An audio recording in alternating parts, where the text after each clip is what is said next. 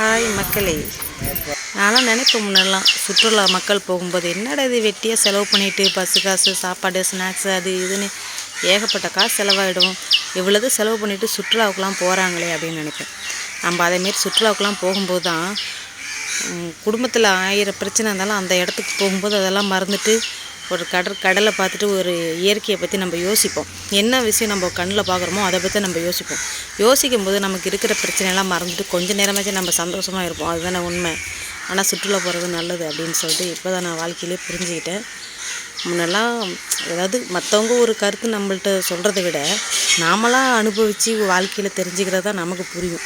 அடுத்தவங்க வந்து என் வாழ்க்கையில் இந்த விஷயத்தை நான் அனுபவப்பட்டேன், புரிஞ்சுக்கங்கன்னு சொன்னாலும் நம்மளால் புரிஞ்சிக்கவே முடியாது. அது பட்டால் தான் புத்தி வரும் அப்படின்ற மாதிரி நம்ம சில அனுபவத்தில் வந்து நம்ம வாழ்க்கையில் புரிஞ்சிக்கணும். அதனால் நாங்கள் பூம்புகாருக்கு வந்தோம். பூம்புகார் பார்த்திங்களா எவ்வளோ சூப்பராக இருக்குது. முன்னாடி சுத்தமாக நல்லாவே இல்லை.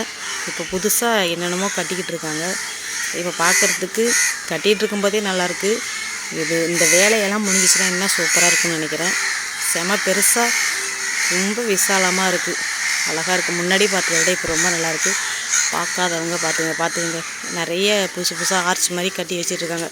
மக்கள் வந்து உட்காரத்துக்கு நிறைய இடம் இருக்குது. நம்ம ஒரு இடத்துக்கு போகும்போது தான் நமக்கு மனசு சந்தோஷமாக இருக்கும். நீங்களும் போக நினச்சிங்கன்னா போய் பாருங்கள். சும்மா ஒரு விசிட், அவ்வளோதான்.